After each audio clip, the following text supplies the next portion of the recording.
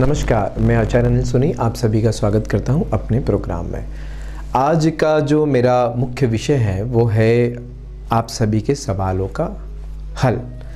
अक्सर मेरे पास हमेशा लोगों के सवाल रहते हैं या जो मुझे कुंडली दिखाने आते हैं उनका ये सवाल रहता है कि गुरुजी हमको किन भगवानों की रोज़ पूजा करना चाहिए। सनातन धर्म में बहुत सारे भगवान हैं, क्या रोज़ हमें अलग अलग दिन पर अलग अलग भगवानों की पूजा करना चाहिए?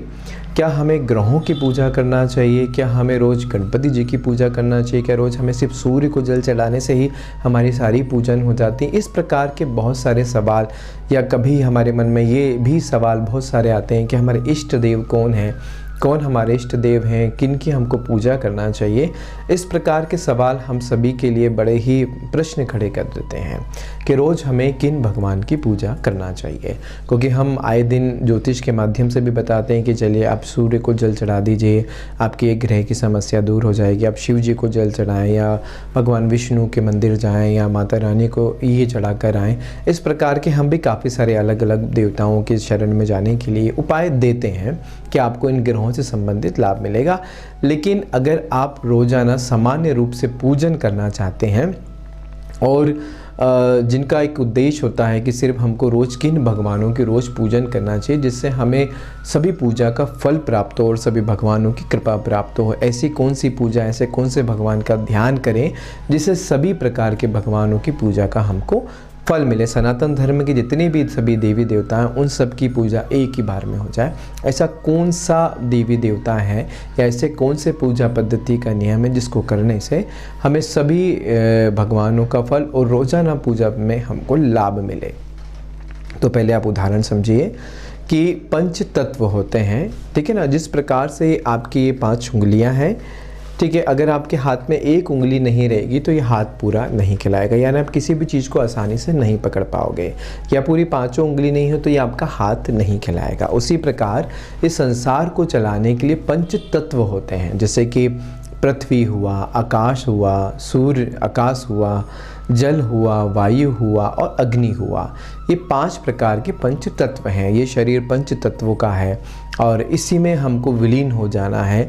और संसार में अगर पंच तत्व में से एक तत्व भी हमारे लिए अगर 10 मिनट के लिए भी कम हो जाए या 1 मिनट के लिए भी कम हो जाए तो ये शरीर, ये संसार पूरी तरीके से खत्म हो जाता है। तो पंच तत्वों का हमारे जीवन में बहुत ज़्यादा महत्व होता है।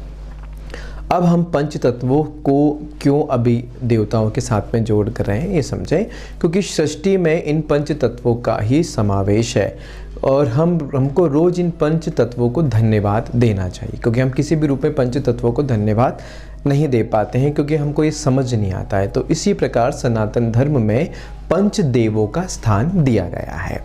पंचदेव कौन है पहले आप समझें, जिनकी रोज पूजा का सनातन धर्म में विधान रहता है, शास्त्रों में विधान किया गया है कि रोज आपको किन की पूजा करना है। तो रोजाना पूजन में या ध्यान में आपको पंच तत्वों के पंच देवों का ध्यान करना है। पंचदेव कौन है समझ लें, पहले पंच तत्व समझे। पंच तत्व है आकाश, वायु, पृथ्वी, जल और अग्नि, ये पंच तत्व हैं। इसी प्रकार पंचदेव हैं। पंचदेव में सर्वप्रथम सूर्य हैं, उसके बाद भगवान गणेश है, उसके बाद भगवान शिव है, उसके बाद भगवान विष्णु है और भगवान माँ दुर्गा है। ये 5 देवता हैं जिसमें सूर्य है, गणेश जी हैं, शिव जी हैं, विष्णु जी हैं और माता दुर्गा है। इन 5 देवताओं का रोज पूजा का विधान है।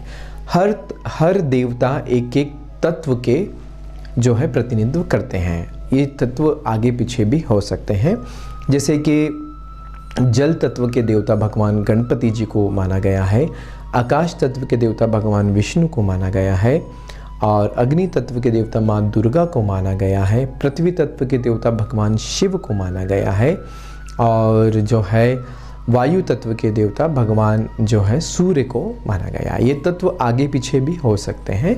इसी प्रकार इन पंच तत्वों को पंच देवताओं के साथ विलीन किया गया है।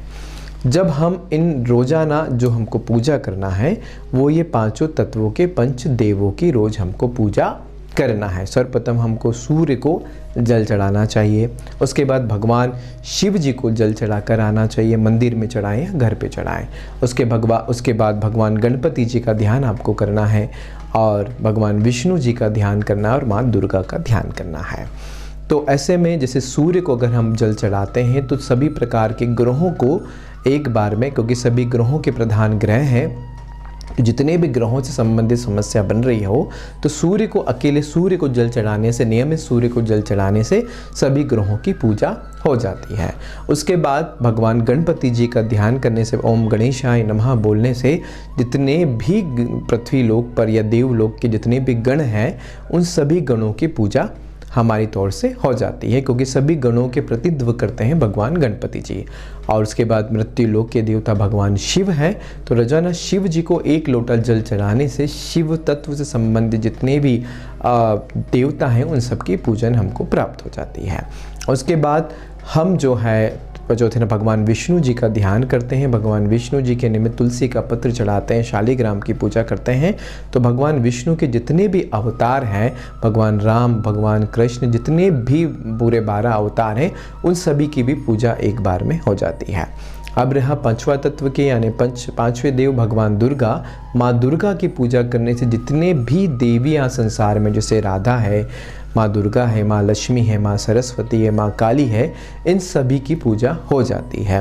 तो आप रोज़ जो पूजा में सर्वप्रथम आपको सूर्य को जल चढ़ाना चाहिए, उसके बाद भगवान गणपति जी का आपको ध्यान करना है, भगवान शिव जी को 1 लोटा आपको जल चढ़ाना है, भगवान विष्णु जी का ध्यान करना है और माँ दुर्गा का ध्यान करना है। अगर आप रोजाना इन 5 देवताओं को ध्यान करते हैं, अब इस बीच में अगर आप हनुमान जी का भी ध्यान करना चाहते हैं तो भले आप शिव जी का नहीं भी करें, तो हनुमान जी भी भगवान शिव के रुद्र अवतार हैं, ठीक है। तो आप अगर शिव जी को भी पूजा करेंगे तो हनुमान जी की स्वतः ही पूजा हो जाती है।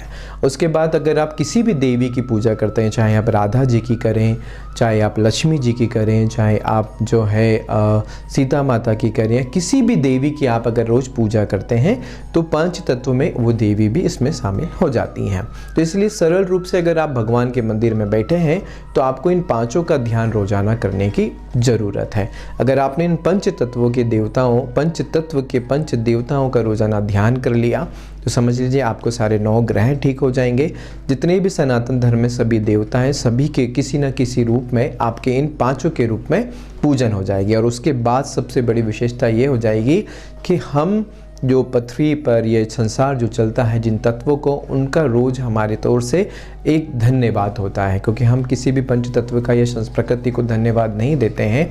अगर आप नहीं होते तो ये संसार नहीं चलता। उसी प्रकार रोजाना के आपके सनातन धर्म जो कहता है कि इन रोजाना हमको पंच तत्वों के, पंच देवों का रोज ध्यान हमको करना चाहिए। तो मैंने आज आपको सभी को बताया है, ये सभी के लिए सामान्य है। आपको रोजाना अपने भगवान मंदिर में अगर आप कुछ नहीं भी करो तो इनका ध्यान आपको रोज करना ही है।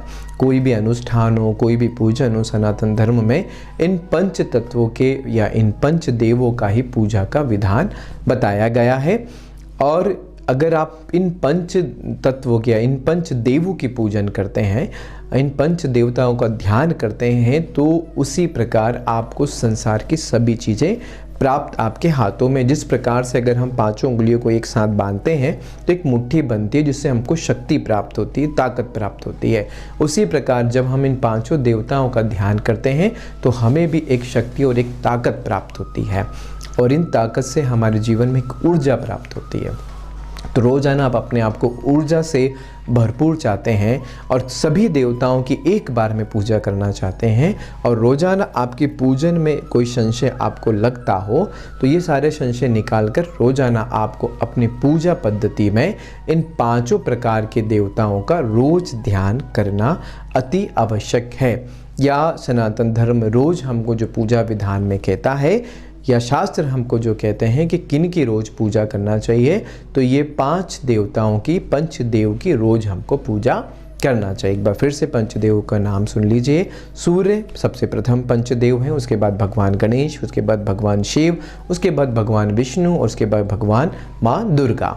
इन 5 देव का रोज़ हमको पूजा करना है और ध्यान करना है। इनका कर लिया तो समझे आपने सभी प्रकार की पूरी 5 शक्तियों को 5 प्रॉवरों को अपने हाथ में रख लिया है, यानी कि आप जो है अब एक शक्तिशाली पुरुष बन गए हैं। अगर इनमें से ऐसा नियम नहीं है कि अगर आप एक को नहीं करो, नियम तो तीनों 5 को ही करने के लिए कहता है। तो कोशिश यही करना है कि रोज़ हमको 5 पंचदेवों का ध्यान करना है, सुमिरन करना है और इनकी किसी भी रूप में हमको विशेष पूजा करना है।